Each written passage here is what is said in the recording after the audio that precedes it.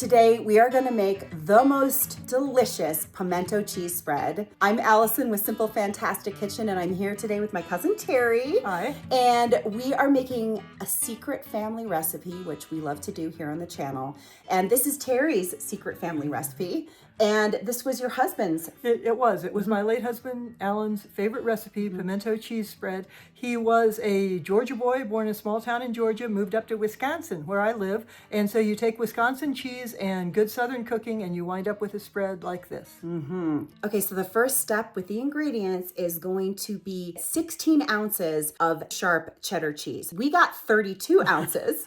So all you have to do is just do a half portion of that. Now you do have to slice it if you're doing it the way we're doing it, which is the way Alan did it, which is using the KitchenAid chopper shredder attachment. So you just have to slice them into slices that are the correct size that they can fit into the chopper shredder. And this will save you huge amounts of time. If you want to double the recipe, like for a big party, it will really save you a lot of time. Just hand grating that much cheese is just too much. An ordeal. It's a lot. And then we're just going to take half the portion and put that into the chopper shredder.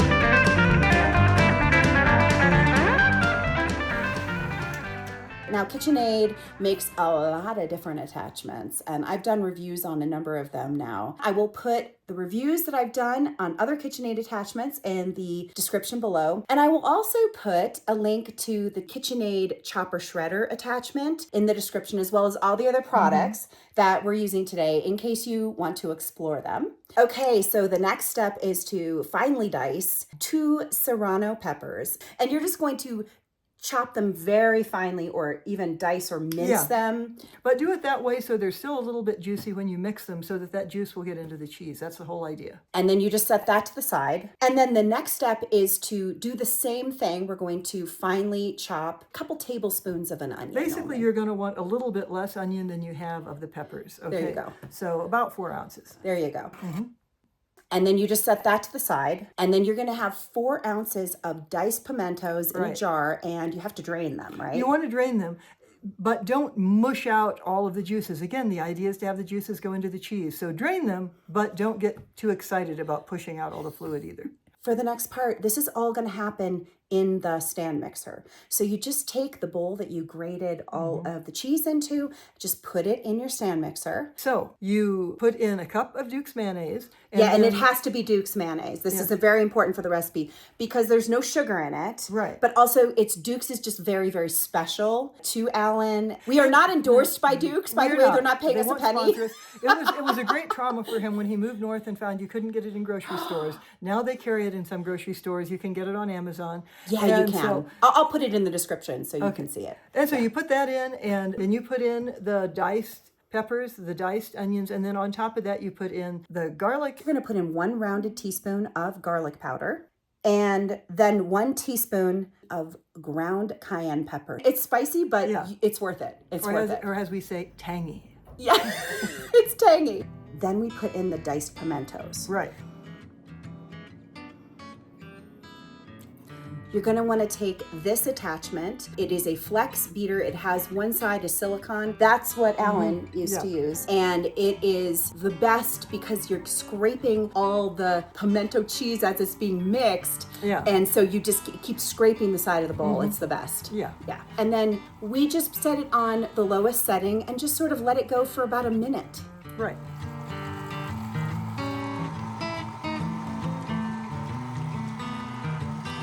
It smells so good, Terry. It smells awesome. I mean, it smells really good. So it's been going for about a minute, and so it's probably done now, right? Okay, cool. Ooh, look at that cheese on the top. That looks so good.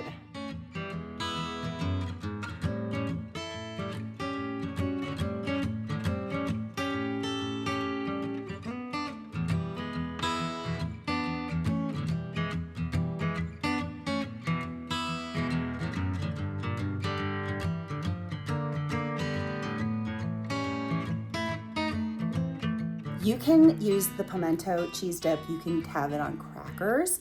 You can have it on tortilla chips. You can also have it on vegetables. We have it here on some beautiful Oh, look at this. red Oh. peppers. So that's what we're gonna try it on right now. You ready, Let's see. Terry? I'm ready. Cheers. Here All we right. go. Oh, wow. Cheers to you, honey. Oh. This is so good. This is so good. You Oh can my also gosh. put it on bread, make sandwiches, all kinds of other things. Pimento cheese sandwich is so wonderful. I want to try some with a tortilla chip. Get a really healthy one here. Oh, wow. So good. I'm not someone who traditionally loves super spicy things. This is not super spicy. This is just, it's tangy. Tangy. There we go.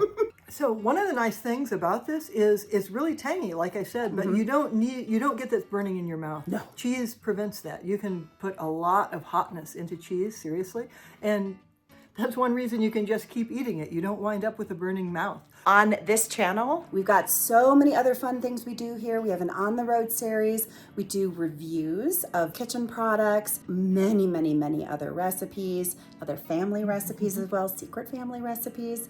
And we would just love it if you would subscribe to the channel and give this video a like. And the full pimento cheese recipe is in the description below. I hope you all try it and enjoy it. And think of this sweet bearded guy when you're having some. Oh my gosh. Here's to you, Alan.